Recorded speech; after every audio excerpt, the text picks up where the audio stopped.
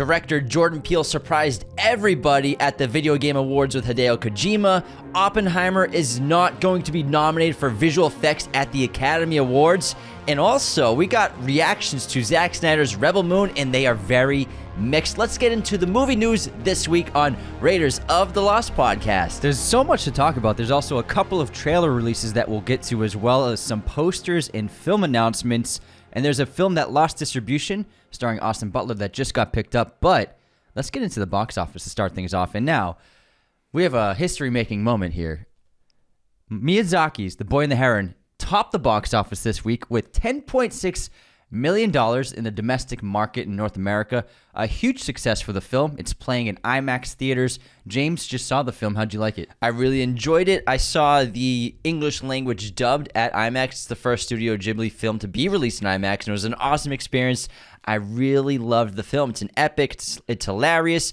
It's a great story about family, about life, about reality, and freaking excellence. I'm going to see it this week. It's Hayao Miyazaki. You got to check it out. I'm definitely going to see it this week. It's on pace to become his most successful film in America. Right now, Ponyo is his most successful North American release, and that's at $19 million for its total run. So it looks like The Boy and the Heron is going to clean that easily, probably hit about $40 million in here. Yeah. Next up, we have The Hunger Games, The Ballad of Songbirds Still and going. Snakes. Still going. $9.4 million for its fourth weekend or third weekend. It's at $135 million at the domestic box office, which is $30 million more than its budget. Internationally, this has become a successful film. So doing about the same. Kudos to Legendary with this film. $100 million. You don't need a $300 million budget to make a massive blockbuster film. And this is just putting the blueprint together. This is how you do it. It looks like it could hit $350 million total easily, and then it could, if it still has these legs, because 9.4 this late in the game, in this a month of release, it's still chugging along. It could hit $400 million, so it could be a massive success for the studio. So kudos to them, and it looks like they are going to greenlight a sequel immediately. Oh, absolutely. And next up, wait, is there another book? She's probably going to write something. Oh, yeah, never mind. So they can't greenlight a sequel yet. they want to. They're like, gonna. Suzanne, what you got in the works now? It had an open ending. Yeah. Especially with the two main characters. She's probably making another trilogy. Yeah, she's probably got it written, and they're like saving it. You know what's cooler than $1 billion? $2 billion. Suzanne Collins is like, I want another bill.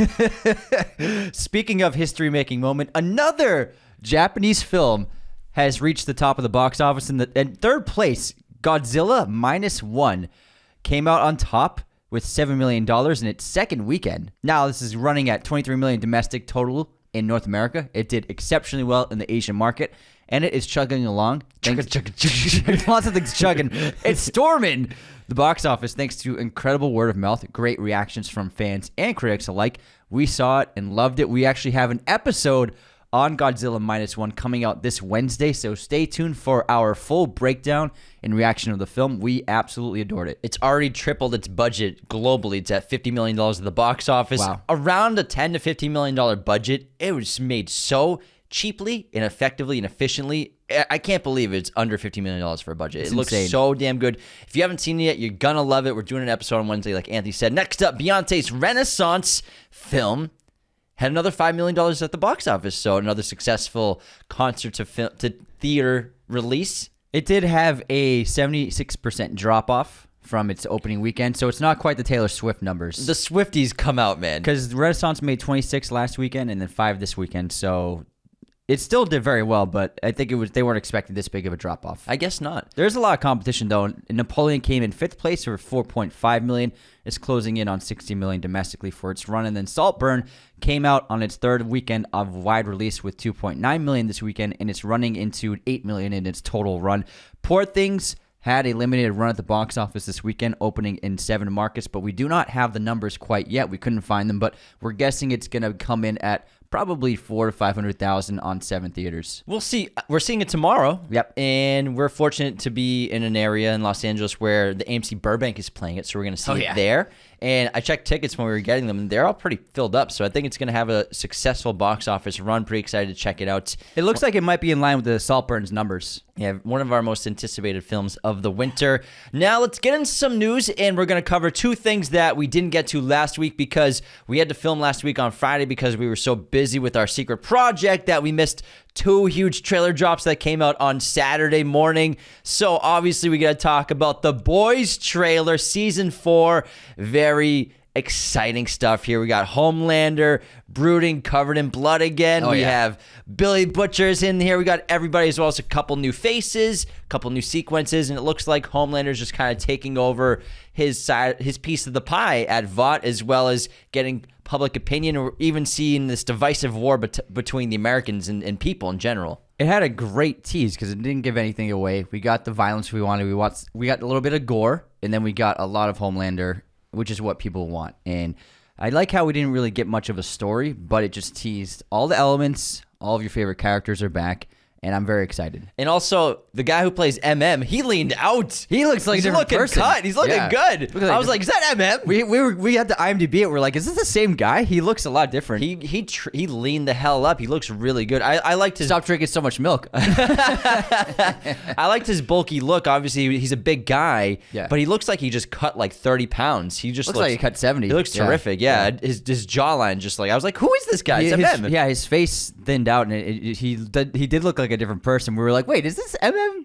But yeah, he looks great. Yeah, good for him. Good for you. Looking cut, bro. Looking cut. Send the deets for and that then diet. Clearly, one of the main conflicts in the trailer is that Billy is going to die very soon because of his use of Compound V so often. So that's going to be a major playing point in the story going forward. Plus, again, pitting the citizens against each other. I'm really curious to see what that's going to be like for the dynamic of the arcs of all the characters and Homelander's power going forward.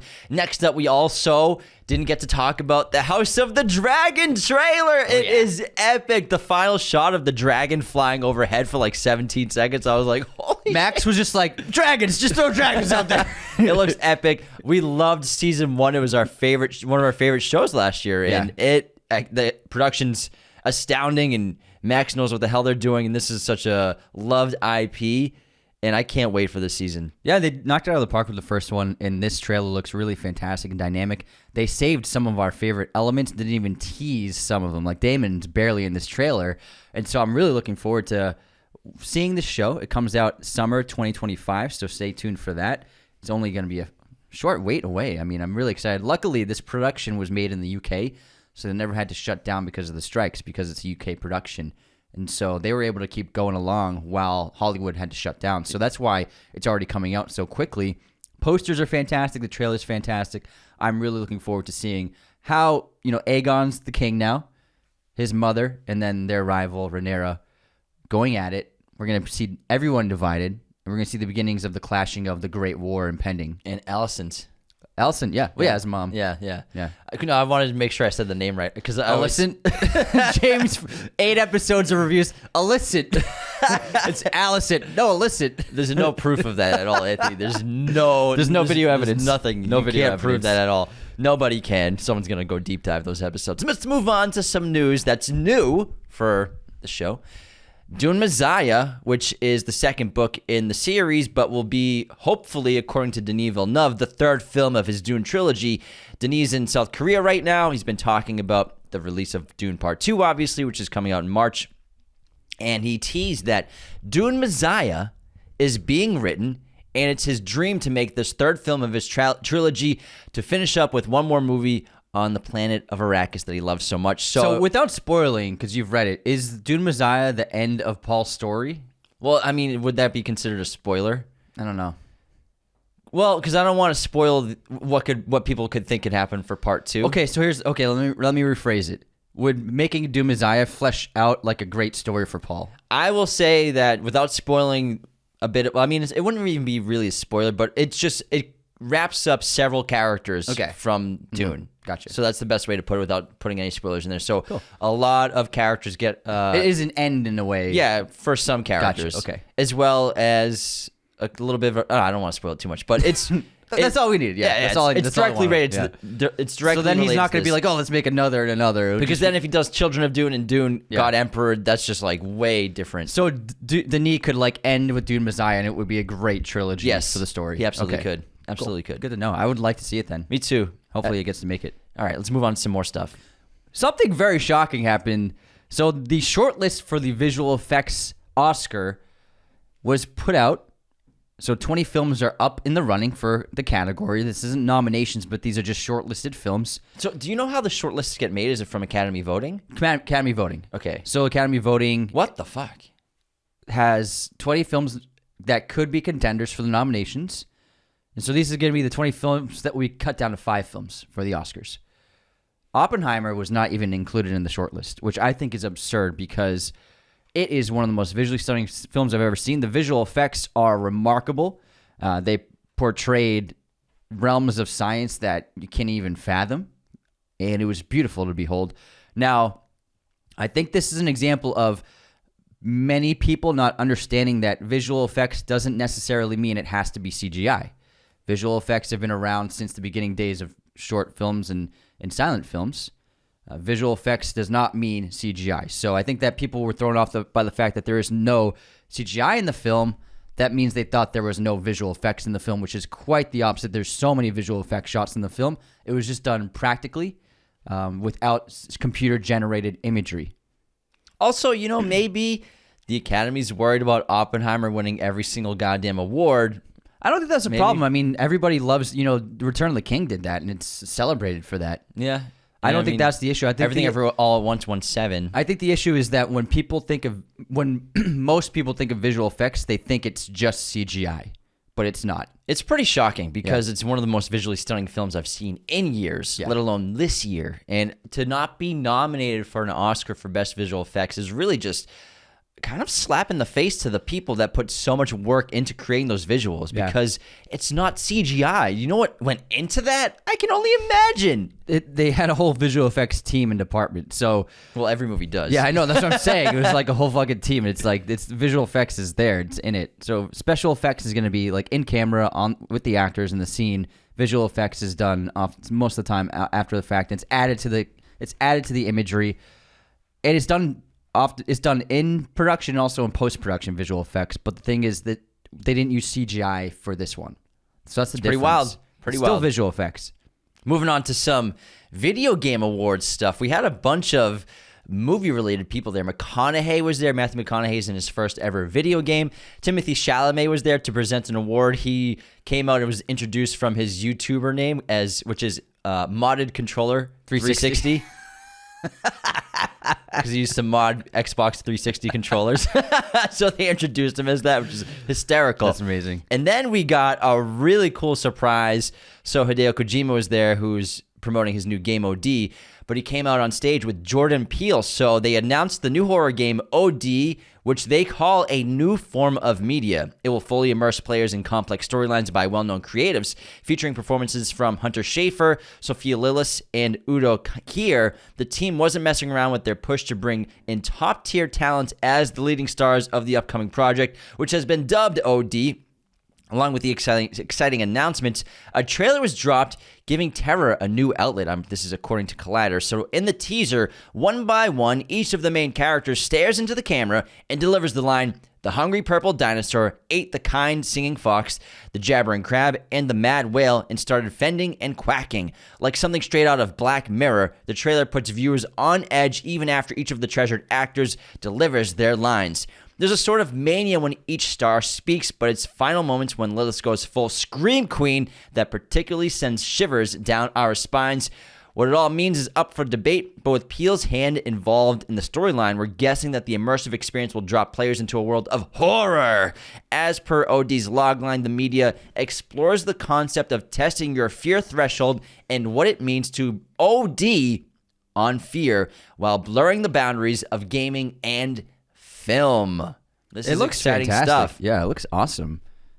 And I'm so curious, the next 10 years are going to be sort of an evolution of media with new technology involved, not just with gaming, with TV, with movies, VR headsets, augmented reality. I'm so curious what all these developers are going to be doing with this new tech. I think it looks fascinating to have Peele involved. I'm really curious to see the blending of gaming and film because we've seen it in other games and recent releases. It just looks awesome, and I'm very excited to see this. And it looked like a surprise for fans, and the fact that video game designers are trying every day to push the boundaries of the medium.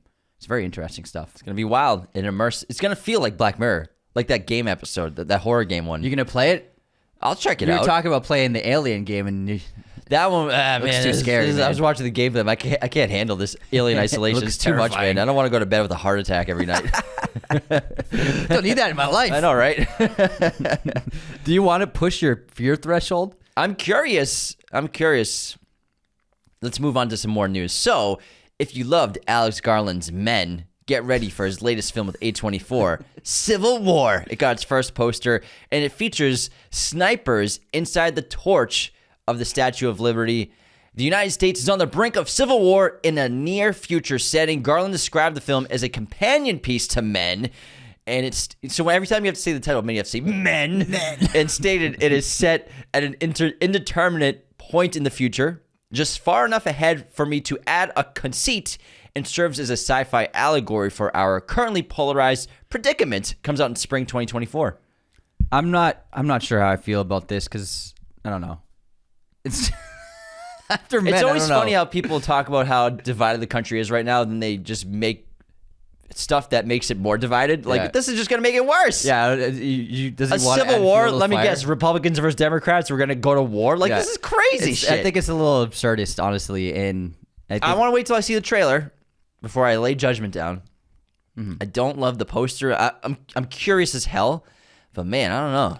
And I just think with I was excited for Men, but then seeing it really lacked substance and really anything interesting to say, and any sense of subtlety whatsoever and nuance. So then I'm like watching with this idea. I'm like, it's probably going to be just as extreme as Men was. So I'm not sure how I feel about this film. And then also the poster. It's an interesting look, an interesting icon, having snipers on the top of the Statue of Liberty, but.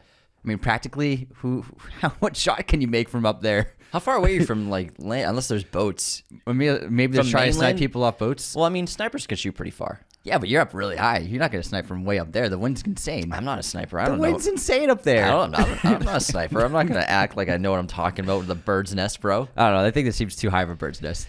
Yeah, but also, if there's a civil war today, there would just be whoever's in control of the military would just decimate. Yeah, there's We'd really have drone no- strikes. yeah. Like, This isn't 1800 where, everyone's got a rifle and a cannon. Civilians can actually put up a fight against the government. Like, this is a point where it's like, I mean, whatever side the government's on is no competition whatsoever. We'll wait till we see a trailer. I'm just wondering what the point of making this movie is. Just to Stir the pot? I'll give Alex Garland credit for always trying new things. I think he's a really great writer. I really love 28 Days Later. Oh, yeah. Obviously, I love and adore Ex Machina. For sure. Annihilation's excellent, but Men I did not like, and I'm curious about this. Curious. Let's move on to some more news. A real quick one. Killers of the Flower Moon is now on Apple TV. If you have the streamer, you can watch Killers of the Flower Moon, the epic from Martin Scorsese, the master of the medium of film. Highly recommend. And then I can't wait for Napoleon to drop so I can watch the 5-hour cut of it. I'm really curious about Me that. too.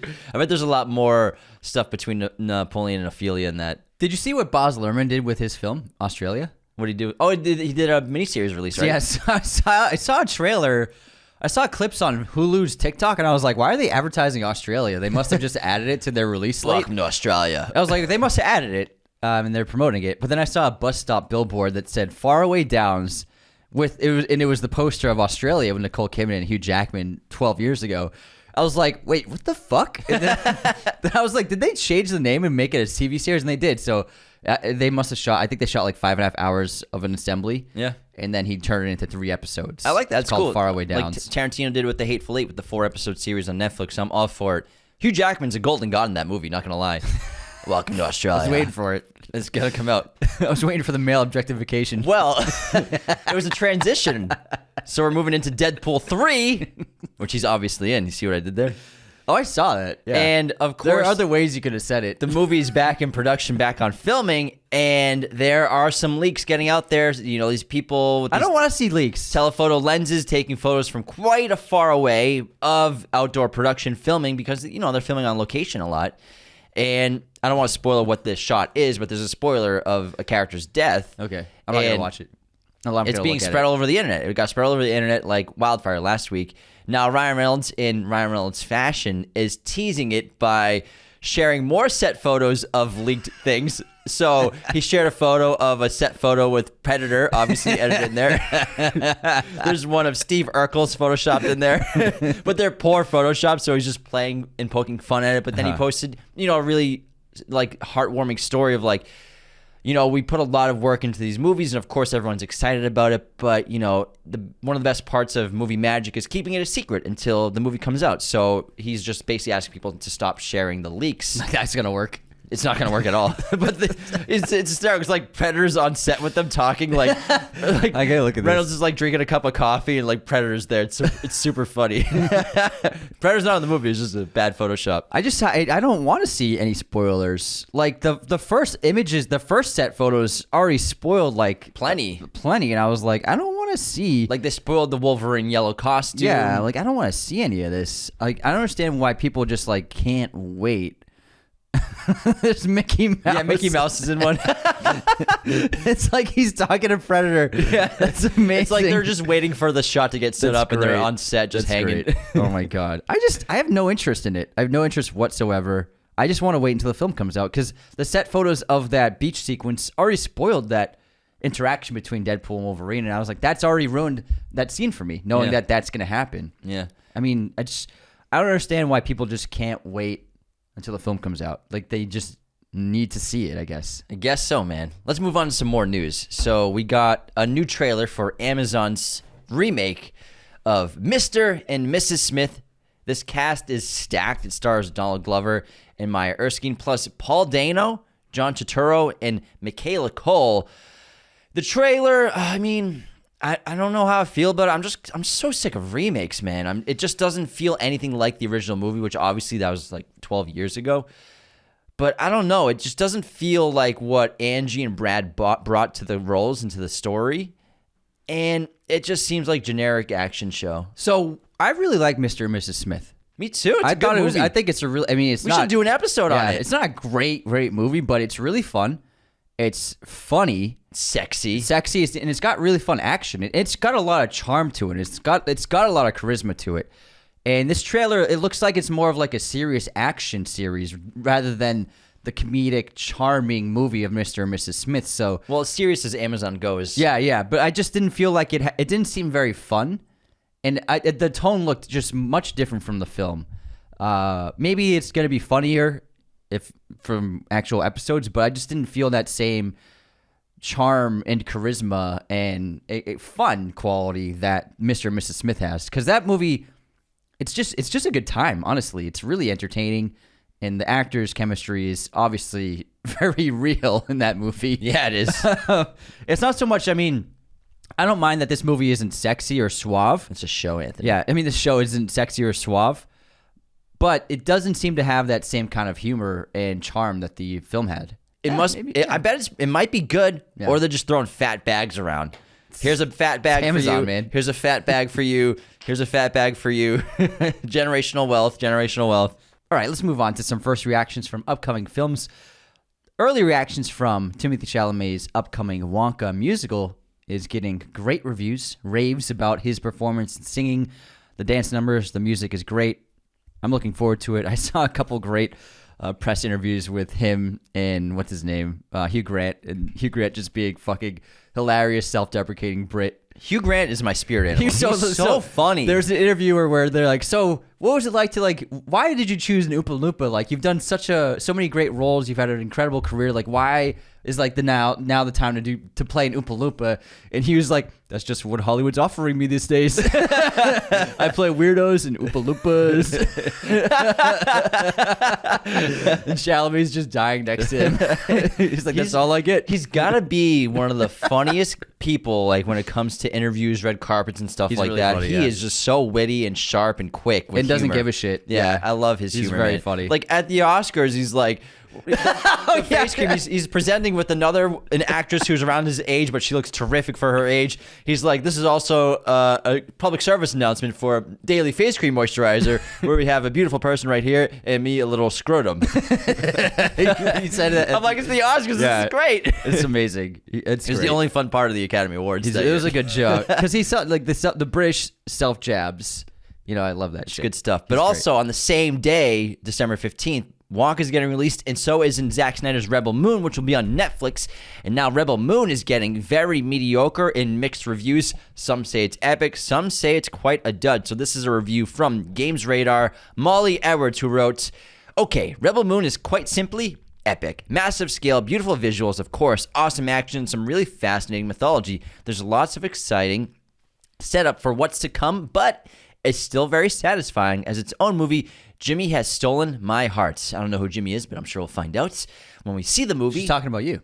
Hey, Jimmy guy, stole my heart. Comic book movies Mark Cassidy, however, said, I wish I could say that I loved or even liked Rebel Moon, but after a promising first act, it launches itself off a cliff. Zack Snyder is more concerned with cool action scenes than establishing and ensuring we're invested in his characters. All right, we'll see. And also, our friend Seth gave it 2 stars on Letterboxd. It's a typical Zack Snyder reaction, though. I feel like he's a divisive filmmaker. You either like his movies or don't. So I'm still holding out till I see. Yeah, I mean, I love Zack, but I don't like Batman vs Superman, but I love 300. Director's cut, bro. I love 300. Justice League was sick too. Justice League was great. That might be his best really movie. Yeah, I don't know. I think 300 was really just special. Man of Steel 300 changed the game. In a lot of ways. It's crazy. But yeah, we'll see. I'm gonna watch it for sure, but this is not a good sign because even like the good reviews seem to be like, how sometimes people were like, it's like kind of patronizing reviews, like a patronizing good review. Yeah, it was great. It was really good. They did a good job. However, I'm not gonna say what I really think. Good, but seen better. Yeah, we get a lot of that these days. The patronizing good reviews. Let's move on to some other news. So the Bikeriders, the film that we were all really excited to see this year, was supposed to come out on December 1st, but obviously got pushed to 2024. When the strikes happened, and there was no release date set. We could have seen it already. Yeah, no. Damn it. There's no release date set until the other day. So the Bikeriders, which is 20th Century The Studios. Bikeriders? The Bikeriders. The Bikeriders. I'm a bike rider. Mom, I have a bike. I ride my bike. Yes. The Bikeriders finally gets a release date, June 2024. It was also dropped by Disney 2 months ago. And so a new studio picked it up for release. For distribution? For distribution, yeah. Why did they drop it? I don't know. Weird. Anyway, so it's coming out in June 2024. That's a good release date. Yeah. That means they must think it's good. Summer, baby. I mean, to go from summertime. Okay, J-Lo. Is that J-Lo? Is it? I don't know. I don't know. It feels like J-Lo, like 2002 J-Lo. It's just one of those old melodies from the early 2000s that'll never leave my brain because it's always on the radio. It was so to go from December and then to his middle of summer, that means it's a good movie. Yeah. If those are like options for releasing it. If it was being released in February, then it's a dud. But it's being released in June, so that means they think it can be a very good performer. Scott Cooper. This is going to be lit. It's not Scott Cooper. It's Jeff Nichols. Jeff Nichols. Fucking idiot. It's going to be lit. What? What's wrong with you? Sorry. Put some respect on Jeff's name. Sorry, Jeff. Jeff unsubscribed. Let's move on to some news. We have a reunion of 2 A-listers. Christian Bale and Bradley Cooper are reuniting for the first time since American Hustle, which came out 10 years ago. Holy crap. This is amazing. They're playing characters in an adaptation of Best of Enemies, which tells the story of an American spy during the Cold War, Jack Platt, and a Soviet spy, Gennady Vasilenko. Gennady Vasilenko, who became improbable friends, just like us. No, we saw it happening. After each is tasked with convincing the other to betray his own country. The tale, which is based on real people and events, includes a variety of major events and discoveries of the Cold War, covering happenings in the 1970s through to the 2010. Pretty cool. Wow. Sounds like Sign me up, man. the man Sign from me up. Uncle. Do you see Bradley Cooper slinging cheesesteaks? Where? So he was working a cheesesteak food truck in Philly, and all the proceeds, I think he must have just paid for the truck for the day because all the proceeds were going to charity. And he was like chopping. He was the one chopping the steak inside the food truck. That's so cool. And people were freaking out. Like the line got around the block. He's a hero there, man. Yeah. He's big in Philly. He's huge in Philly. I saw an interview where he said he was asked, would you rather win an Academy Award for Maestro or the Eagles win the Super Bowl? He's like, the Eagles win the Super Bowl. Big sports guy. I mean, they just won. It's fine. They don't need to win It was again. like 5 years ago. Moving on. Fuck, they beat us. Don't have to bring That's it up how again. they won. Some more news. We have a new film and casting alert. So, Two for the Money is going to star Daniel Craig and Charlize Theron. Oh my god. With Justin Lin set to direct. Nice. The heist thriller follows the relationship between two career thieves over the course of 3 big jobs. Justin Lin's awesome. He did a bunch of the Fast and Furious films. He's a very good action director. Yeah, should be cool. Yeah, it sounds fucking great. Sign me up. Daniel Craig and Charlize together? It's pretty hot. Damn. Pretty hot. Damn. We just got a new trailer. We actually just saw it when we were in theaters a couple days ago. The ISS. This is about the International Space Station, which is populated by Americans and Soviets in Russians, not Soviets. Sorry, Russians. Sorry, I was still in Cold War mode. Americans and Russians in this. Obviously, there are other nationalities of astronauts on it now, but in this film, half of them are Americans, half of them are Russians. And then on Earth below, there is a world war going on. Nukes are set off, and there's destruction and mayhem across the entire globe. And so what happens is the leadership from Russia and the leadership from America both communicate with their own personnel on the ISS, asking them to take over, ordering them to take over the space station. And so then these astronauts are pitted against each other, and they have to fight for control of the International Space Station. It looked all right. It's a unique idea. Yeah. I like the idea a lot. It's a great concept. Yeah. So I'm curious to see this trailer. I'm not sold on it completely from the trailer, but I'm curious. I love space movies. And again, a unique take on space. I'm always for it. Yeah, it looked pretty cool. Let's do it. We got another trailer that I'm not sure about this one. Godzilla X Kong, The New Empire. Did you watch it? Yeah, I watched the trailer. And it's just like, what are they doing these days? Like, what the fuck is this? I'm sorry.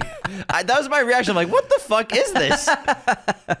I don't know, man. It looks all right. Because we just saw Godzilla Minus One, which was epic. Yeah, epic. it was. And that was the worst thing that could have happened for Warner Brothers with this movie, because I have no desire to see this movie, Godzilla times Kong, The New Empire. Times Kong equals The New Empire. For me, it looks all right. But I haven't liked any of the adaptations of the new ones, whether it be Gareth Edwards' Godzilla and then the last 2 King Kong movies. I didn't really love them, so I'm not really that excited to see the new one in the franchise. The CGI looks fine. Yeah. The green screen, though, there are some green screen shots that look like Ant-Man and the Wasp: Quantumania bad. It looks like they're cutting corners. I don't know. I am glad, though, that our guy, Dan Stevens, is getting some work. Yeah, for sure. Love Dan. But I don't know how I feel about this trailer. And I do know how I feel, but I'm not going to see it. I don't think I'm going to see it. I just, after seeing Godzilla Minus One, this is just going to dilute my feeling of Godzilla. And I don't know, Godzilla and Kong running together like a buddy cop movie. But fans are freaking out about it. Fans of the monsters. Yeah, I guess. Or we're on YouTube. Yeah. I'm sure those weren't. James is like, they're bots. Yeah, those sound like They're bots to me. I ran through those comments. Actually, you know what? I saw like 20 comments saying they got chills. Bro, seeing them run. I saw the trailer on YouTube and I went through the comments out of curiosity. I couldn't find any comments that didn't seem like bots to me. Damn. I mean, I don't know. I still don't understand this underworld world where there's a sky under the Earth's crust. Do you understand how the Earth works? I don't know. I don't think that works either. It doesn't make any sense to me. How is there an atmosphere and a sky and a sun? Because why is the sky blue? Because there is, man. Why is the sky blue? I don't know. Why is the sky blue under the Earth? It doesn't make any sense. Bro. Because moving on. Minecraft, the game that it sold 300 million copies. Oh my god! What? And it has 140 million active users. Holy shit! Is getting an adaptation, obviously a film adaptation starring Jason Momoa. Now the filming will begin at the end of the month and expect a 2024 release probably, I think. Damn, that's going to be huge. So imagine if Momoa's just like a block person. He's just a blocky square person. Is it going to be live action? Yeah. Okay. Wow. Curious how they're going to do it. I'm very curious. Me too, man. All right, there's a upcoming action comedy up for sale with a huge bidding war between the studios. Now, Huge bidding war. the bidding war is huge because it's got 2 of the hottest actors in Hollywood. Ryan Reynolds and Channing Tatum are going to be starring in this film. And right now, Warner Brothers, Amazon, and Netflix are all firing in their shots for bids. The story, according to the Hollywood Reporter, concerns a down-on-his-luck former L.A. detective turned private investigator who, after being shaken down by a vicious crime lord, must track down his estranged brother, who is responsible for interfering with a diamond heist. It sounds like a lot of fun. Playing brothers. Two funny guys. Ryan Reynolds. Yeah, Ryan Reynolds, sign me up. Good-looking movie. What's wrong with Channing? Channing's funny. Uh-huh. I love him. Because you said only Ryan Reynolds sign me up. What about Channing? Dude, I love me some Channing Tatum. Channing Tatum. I love him. I love this at the end so much. All right, what's this Netflix thing, Anthony? So one of Netflix's biggest and most divisive movies, Don't Look Up, is at the center of a new lawsuit. So per a report from The Rep, Louisiana-based author William Collier has filed a lawsuit with the LA Superior Court against Netflix, McKay, and McKay's production company named as the defendants. Details of the suit allege that Don't Look Up took its premise and plot from Collier's self-published novel, Stanley's Comet. Collier also alleges that before publishing his book, he sent a copy of the manuscript to an executive assistant at Jimmy Miller Entertainment, a company run by Adam McKay's former manager and co-producer Jimmy Miller. Both McKay and Netflix have yet to comment on the matter. Whoa. That sounds pretty wild. Whoa. That is controversial. Why not just buy the rights to the book? I mean, we haven't learned what really happened. We'll see yet. what happens, yeah. But man, if that's truly what happened, that's freaking messed up. It's scathing. Then I'm Team Will Ferrell all day. All right, the last bit of news is back. Team Will Ferrell all day. Back to black. So Amy Winehouse, the biopic, is set to release on April 2024. And we got our first look at Marissa Abela, who's taking on the daunting task of playing Amy Winehouse herself. And Nowhere Boy director Sam Taylor Johnson is in the director's chair. All right, cool. Interesting. I think a lot of people will be excited about that. Yeah, huge fans all over the world for Amy Winehouse, and the biopic Back to Black will release in April. That wraps up movie news this week, everybody. Like a bow. Thank you so much for tuning in. Episodes coming out this week. We have on Monday, we're doing an episode on American Pie tomorrow. Don't miss it. Do your homework. It's raunchy. We haven't seen it in like 20 years. We watched it. Still holds up. Still hilarious. Still offensive, but hilarious. Where we talk about all the things that have not aged well as well. Then on Wednesday, we're doing Godzilla Minus One. If you haven't seen it yet, we can't recommend it enough. Seeing it in a theater, it was an awesome experience. Jaw on the floor multiple times. Insane visual effects for a budget under $15 million. Not sure how they pulled it off, but goodness, it's the best Godzilla movie I've ever seen. Godzilla.